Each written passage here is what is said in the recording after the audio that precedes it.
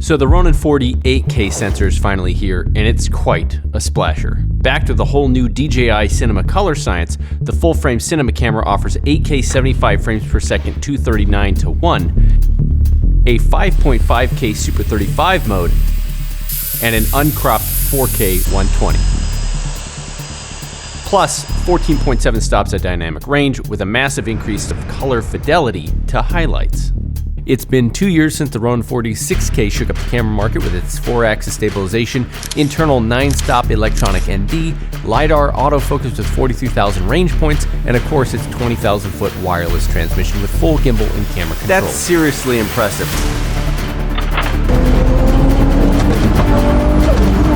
Since then, DJI has upgraded the hardware as well as firmware more times than I can count, giving us autofocus to third-party lenses, a 17 to 28mm power zoom lens, full SDI and XLR breakouts, timecode jam sync, a 3-channel follow focus, and the ridiculously configurable 6-foot flex cable. The good thing is that you don't have to rig anything. And finally, it's the release of the long-awaited 8K sensor. Now, I said this 2 years ago, this camera's main advantage would be the portability, economized rigging, and the expansive ecosystem of integrated products to come. In this episode, we're gonna run the camera through the rigors, see how this new sensor stacks up against the 6K and other 8K cameras in the market, find out just how far we can push it. Bro, you are gonna love the car I got. And ask the $12,000 question. Is this chicken head run and gun powerhouse finally worth the money? Yo, Josh, yo. So this is being shot right now on the Ronin 4D in 8K. So if you guys want to see the full resolution of this video, hit that little gearbox below and up-res this all the way so you can see how sharp my eyeballs are. You know how long I've been waiting for this? It's finally here. The exact same weight and size and shape as the 6K. There is one interesting addition to it. Check this out. See what that says? 4P34. So that's a low-pass optical filter. The tighter you pack pixels together, the more that you need something like this. Do I need this? Warranty void if seal is broken. I want it as sharp as possible. Oh, don't do it. Don't do it, Josh. Don't do it. Don't do it. We should be fine. No one will ever know. I'm doing this for you guys. Easy, easy.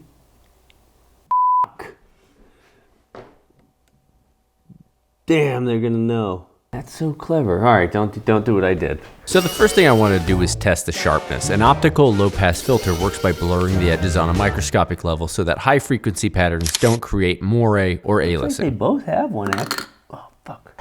Look, my screen is all red. The screen is red, by the way, because the OLPF is also an IR and UV filter.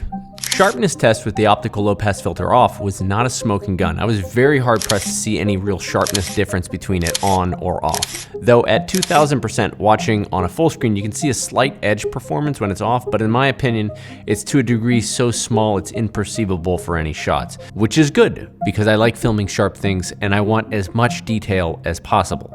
But what happens if we switch filters with the 6K, which doesn't have a low-pass filter on? You can see the vertical lines of the buildings are problematic without that low-pass filter on there. But switch them back like normal and we retain that sharpness and detail, but the distractions are gone. Now this isn't just useful for architecture, but also digital screens as well, when the pixels on the screen can outnumber those on the sensor. On the 6K camera without the low pass, there's significant artifacts. Now same is true with the 8K sensor with the low pass optical filter removed, but to a lesser degree.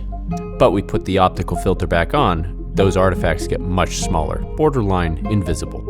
So what's the optimal settings for the 8K on this camera? Prores Raw does seem to be the sharpest out of the box, but it also comes with baggage, more noise, and a crazier workflow. When compared to the 8K 422 HQ, it doesn't appear to be much sharper. Now things get interesting when we go down to 4K. Raw is considerably more noisy and blocky. ProRes 422 HQ is much cleaner, but when you compare it to H.264, they look so close that unless I'm doing a very intense color grade, I would just opt to shoot the 10-bit H.264. But for 99% of my work, I'll shoot 8K 422 HQ, and unless I need higher frame rates, I won't bother with the ProRes Raw. Now I wanted to see how good the 8K is versus toothier 8K cameras, particularly ones with high resolution RAW codecs and varying levels of compression. Now, I already know the 8K is good, but not all 8K is equal. So we got the red Monstro with the Sigma full frame high-speed primes. We're shooting as wide as we can go with the 14mm. Yeah, Elvis here is having a problem checking focus on the red because the red is super janky. I mean, we're at F8. We're wide, yo, at a f8. Now, I'll give Elvis a pass. He probably doesn't shoot on this 6-year-old camera, but it does illuminate one key difference between the two systems. Resolution aside, the Ronin 4D has the easiest to navigate menu out of any camera I've ever used. Need magnification? Just double tap the screen. That's the problem actually with shooting super high-end 8K resolution. If you're off focus at all, it's more noticeable. That would just drive me insane. So how'd they stack up? Either Elvis missed critical focus or write speeds are so fast now that it makes the red look like it missed focus. Even at the lowest level of compression, 6:1 on the 8K on the red, it's not nearly as much resolving power as the 8K on the Ronin 4D. Now chalk it up to faster write speeds or newer sensor tech. It just seems that 8K is just not universal across cameras. And while I wish that they had a newer red for me to test, like one that's like $100,000, they did not. So I guess to be concluded some other time. But I'm leaving here thinking that the Ronin 4D 8K is pretty damn sharp. So I've been shooting professionally with this camera for the last 2 years for CNBC. So what can I tell you about my experiences thus far? Well, for starters, I need a new case. Something a bit bigger than the original and that can fit all of the accessories.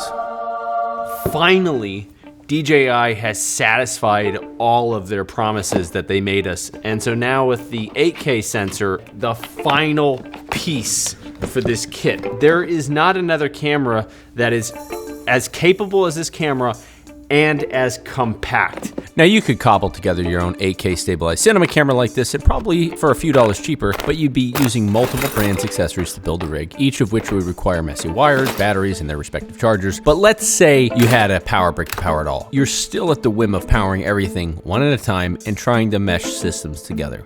And after having done it both ways for years on primetime television, I can tell you the clear winner. Having everything in one saves a lot of time and space. Because of the things that I've already done with the camera over the last 2 years with the 6K, I probably filmed about $1 billion worth of private real estate with it, and I really put it through its paces. I'm beyond stoked that I can stay in the DJI ecosystem. I can use the same components, and I can just upgrade the sensor. So today I'm adding the new XLR Timecode expansion plate. This is another item that's been promised from the beginning and finally rolled out a few months ago. The plate gives you 2 XLR audio ins as well as clean SDI out and dedicated Timecode jam sync. The jam sync capabilities is a requirement for all broadcast cameras, and before this time you could jam sync via 3.5mm mic jack, but you couldn't have both continuous jam sync as well as 3.5mm audio for things like wireless lavs. So this checks multiple boxes.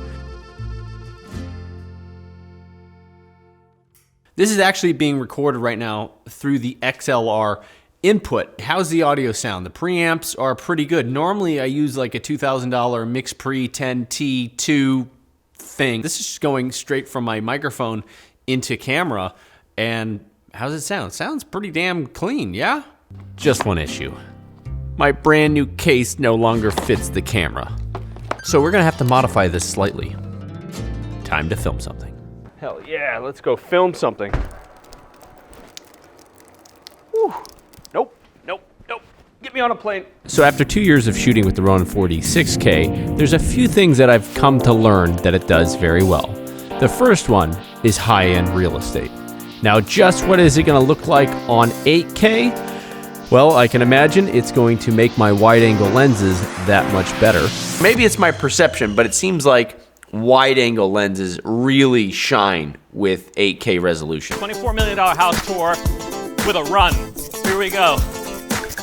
This is the full dynamic range going to work here. We got saturation colors inside and out. Now this is shot on a 9mm lens. Now I love this lens for real estate, but it's just not that sharp. But at 8K resolution, it's pushing right through. Actual dining room, that's this way.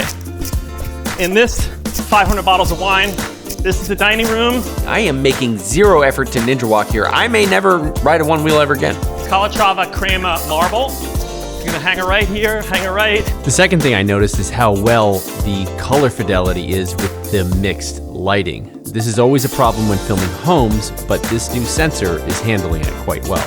It's 11,500 square feet, not including any of this area. Dining, lounge, another dining table. There's a Zen Buddha garden over here, and this is a 20-person hot tub. Back to the pool, come on, keep it up, Josh. How's the gimbal holding up?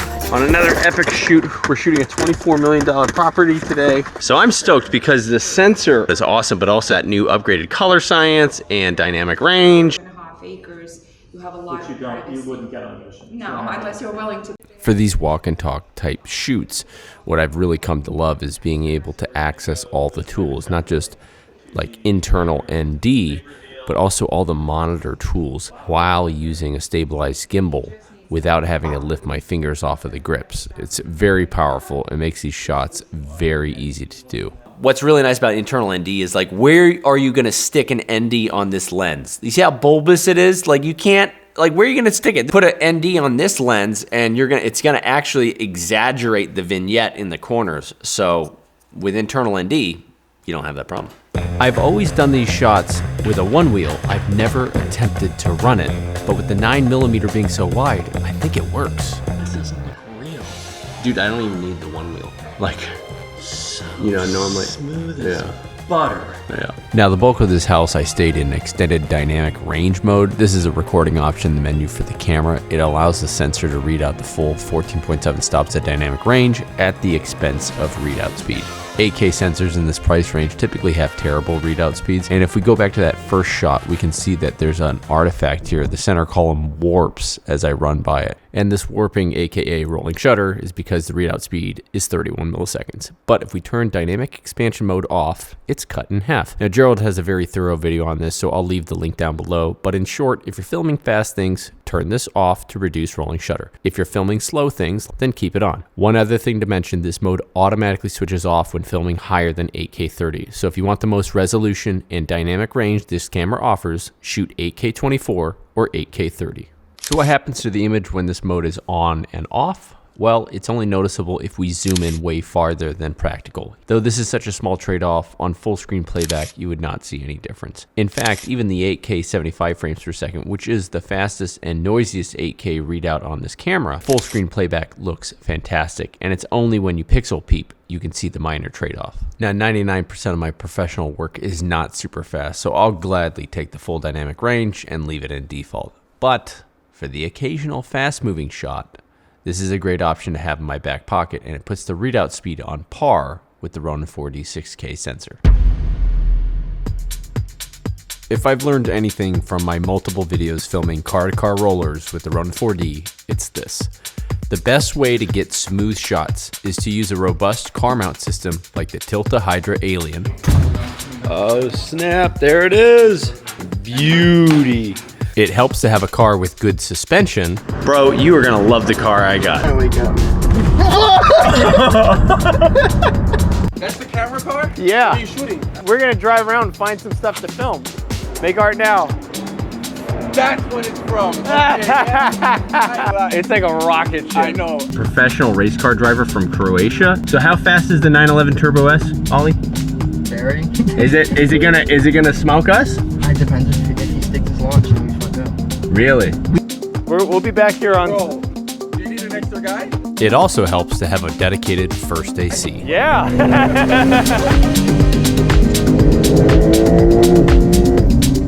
We also found that it's best practice to remove the Lidar autofocus, as that introduces wind drag.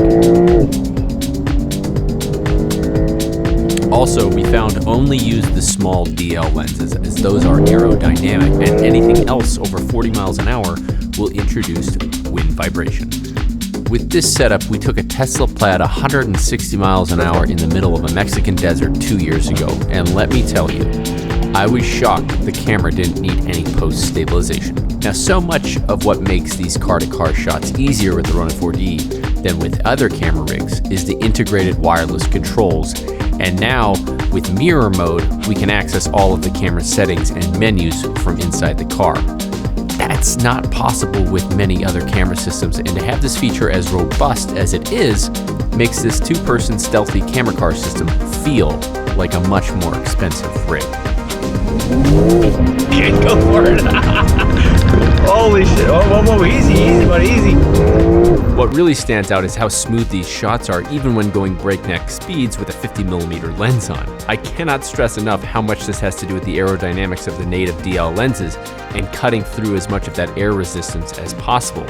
Sure, there are some minor bumps on full screen, but those can easily be fixed with a bit of post-stabilization. All right, we're gonna try self-driving mode. won't be A word of caution, don't try autopilot while you have a camera mounted to the front of a Tesla. You're making it mad. Now try it again. Whoa, what the? Let it do its thing. Let it do its thing. Bro, it's trying to pull me into another. We gotta take the rig off. We can't be When autopilot thinks your camera mount is a car trying to hit you. here. We can't be shoot the. Now this weekend is a good opportunity to finally test out the GPS module. This will counteract a little bit of the drift from acceleration and corners and stuff. A little, a lot. If we compare the shots from 2 years ago to what we just shot, it's a night and day difference in terms of straightening the horizon. If you're doing car to car, you must have a GPS rig. Funny, this is actually from the Ronin S, and there's a small hand grip attachment that clips into the Ronin 4D. Now this is super easy to cable manage with a zip tie, and when it's all connected properly with a signal, you'll see a small satellite in the top left corner.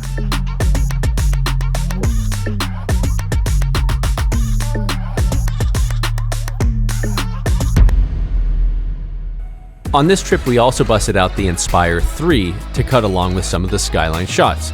After all, this is the same exact sensor and image, which may be the best case for the upgrade, especially if you plan on using the drone. The latest 8K sensor with the DJI Cinema Color Science has a lot of the drone pilots very happy and will only be a matter of time before ground-based crews catch on as well. In terms of low light, the sensor is performing much better than I would have guessed. Is it worth the upgrade from the 6K gimbal? Well, stacking the two side by side, the 8K is noticeably sharper. But what was surprising is the noise level. The 8K seems to be a cleaner sensor than the 6K, despite having more densely packed pixels. So even though the 6K has a bigger pixel pitch, the 8K has newer tech that makes the denser pixels signal to noise ratio cleaner. The only trade-off I can see is the ISO stops at 6400 on the 8K, whereas on the 6K you get 12,800. Given that we have see in the dark Lidar autofocus, if I need a brighter image, I'll just go with faster glass. But that's not the case. The image is clean and has lower noise. Chalk it up to newer sensor tech or the lower ISO. Either way, it's hard to dispute. The low light image is looking better than we were expecting. Now normally for low light shots like this, I'd have to denoise, but not in this case. This is 4000 ISO, very, very clean at its second native dual ISO. I don't have to denoise at all.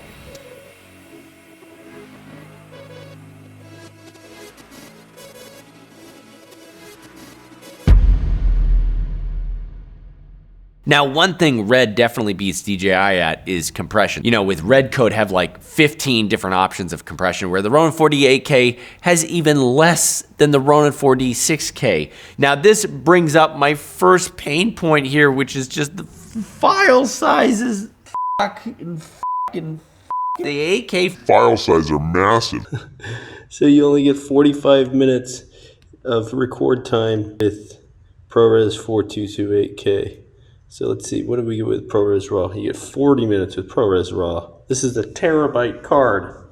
My workflow for shooting for CNBC was to shoot ProRes 422HQ, then send it through Davinci Resolve and add a conversion LUT, and then batch export everything into 8K H.265 10-bit for long-term storage and editing. And by doing this, we've truncated like 687 gigs down to 17 gigs. Now, I know this isn't for everyone. You have to have a decent M1 or M2 version MacBook to even process 8K H.265. You have to have Davinci Resolve Studio to batch export these files for resolution.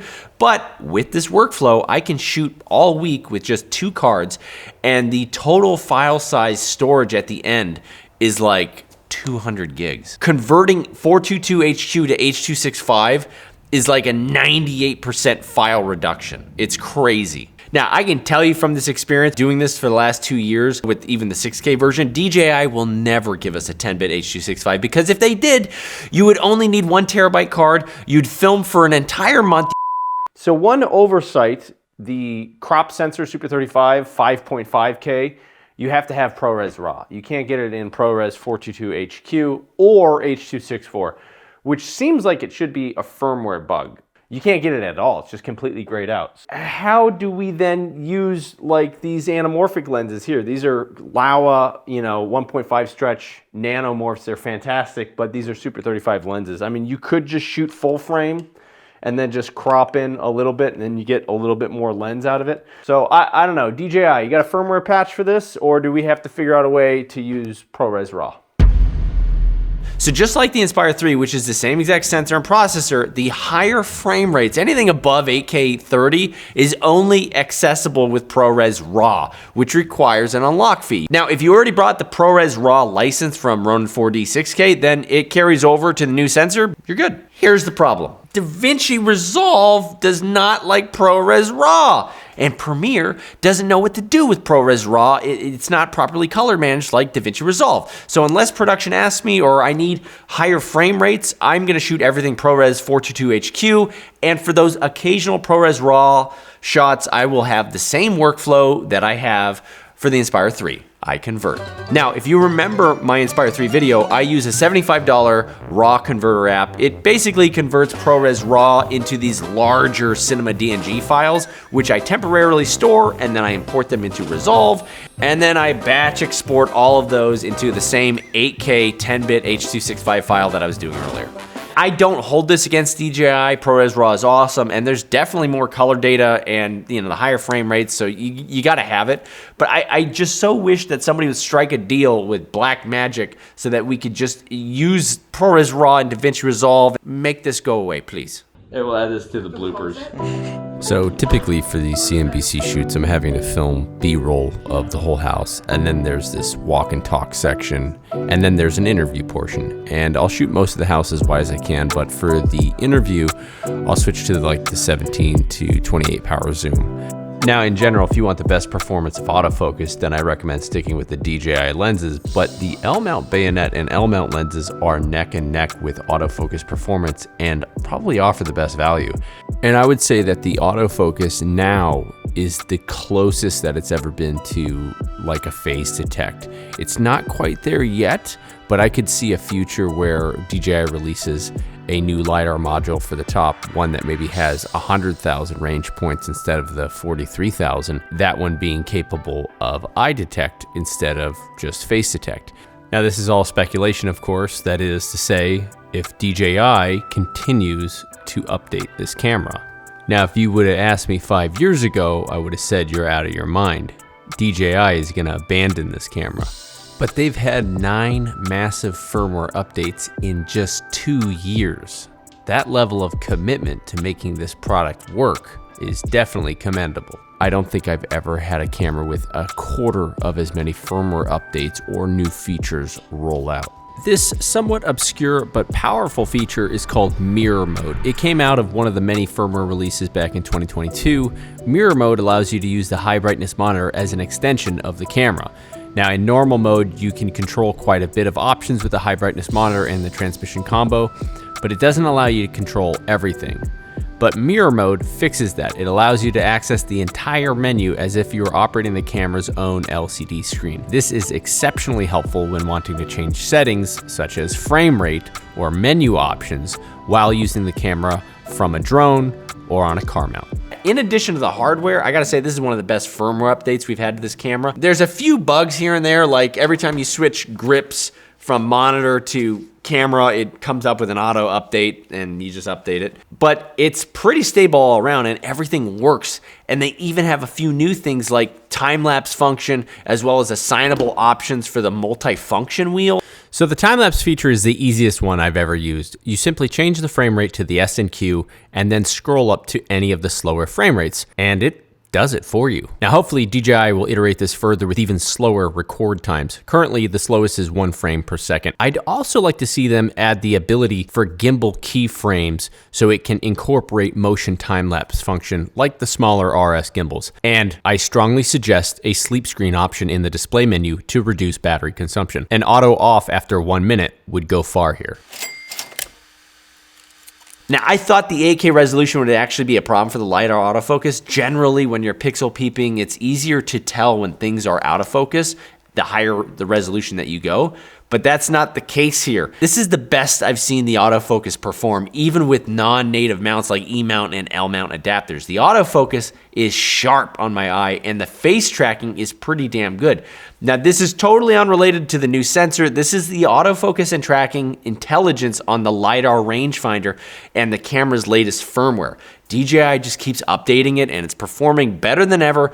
It's much more accurate on even small objects now too, which is very surprising. Small objects have always been a problem for LiDAR-based autofocus systems because it's smaller surface area to bounce the little photons off of. And it's never been as reliable as like phase detect. But I gotta say, DJI is stepping it up, and the overall autofocus performance is much more intelligent than ever before. You know, phase detect is still a winner here with like long telephoto lenses and you're shooting through glass or on a teleprompter or someone's reflection in a mirror, but LiDAR works in the dark in backlit scenarios, and if you're primarily filming people, I don't think you're gonna notice a difference now. If DJI keeps pushing the intelligence up, I can see a future where all cameras will have an optional LiDAR autofocus module as well as phase detect, because the benefits like working in absolute darkness or adding autofocus to lenses that have no business having autofocus is just mind-blowing. All right, so here is a 20 to 60 millimeter Lumix lens. I didn't calibrate it